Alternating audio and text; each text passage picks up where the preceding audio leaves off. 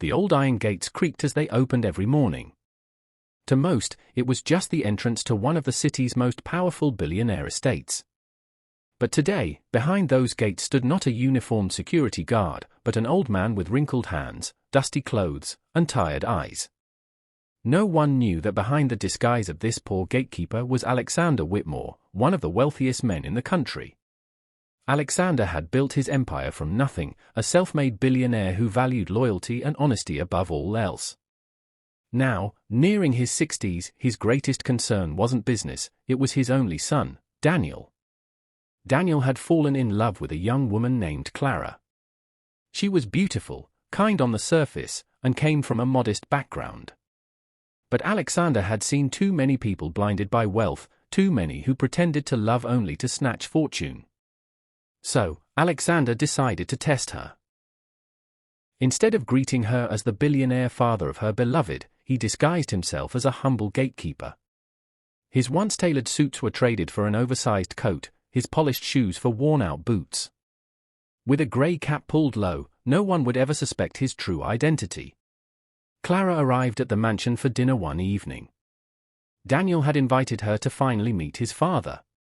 She walked through the long driveway, holding a bouquet nervously, rehearsing what she would say. But before she even reached the front door, she was stopped by the gatekeeper.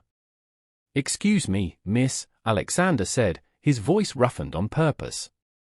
"Guests aren't usually allowed without proper notice." "Who are you?" Clara smiled politely. "Oh, I'm Clara. Daniel invited me. Tonight's very important, I'm meeting his father for the first time." Alexander narrowed his eyes, pretending to be skeptical. "I see. And what is it that you like about young Mr. Daniel?" The question caught her off guard. She shifted uneasily. "Well, he's good to me. He has a kind heart." Alexander pressed further, testing her patience. "And the money? The cars? The house? Those don't hurt either, do they?" Clara's expression faltered. For a moment, Alexander felt a cold pinch in his chest. But then Clara knelt slightly so she could look at him directly. "Sir, with all respect, I don't care about those things. I grew up without them. Daniel makes me laugh. He listens when I cry. He believes in me when I don't believe in myself. That's what matters. If he lost everything tomorrow, I'd still be here." Her words stung Alexander like 1,000 truths. Yet he continued the act. "Sometimes men change when wealth disappears.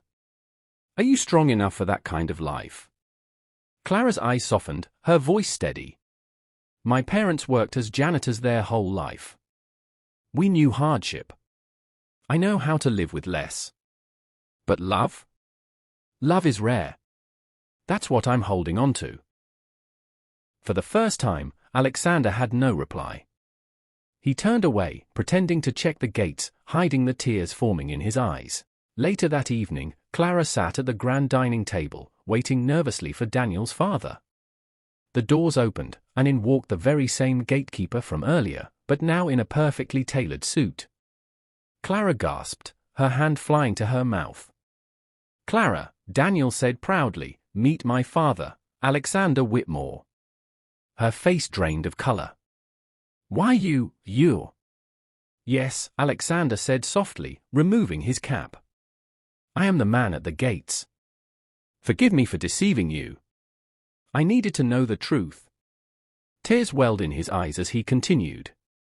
"You've given me more peace tonight than all the riches I've ever owned. You love my son for who he is, not for what he has. That is the greatest gift you could give a father."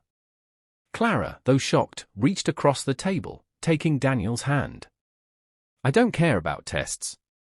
I care about him." Alexander smiled through tears. "Then I welcome you into our family." The evening ended not with wealth flaunted, but with hearts bound closer together. For Alexander, it was a reminder that love, real love, cannot be bought, measured, or disguised. And for Clara and Daniel, it was the beginning of a new journey, one built not on riches, but on trust and devotion. The gates of the Whitmore mansion still creaked every morning.